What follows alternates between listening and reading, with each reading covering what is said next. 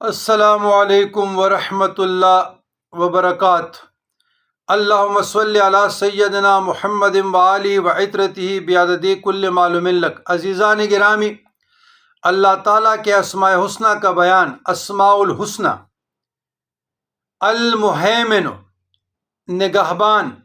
جو شخص غسل کر کے 2 رکعت نماز پڑھے اور صدق کے دل سے 100 مرتبہ یہ اسم پڑھے، اللہ تعالیٰ اس کا ظاہر اور باطن پڑھنے والے کا پاک فرمائیں گے۔ اور جو شخص 115 مرتبہ پڑھے تو اللہ تعالیٰ پوشیدہ چیزوں پر مطلع ہو۔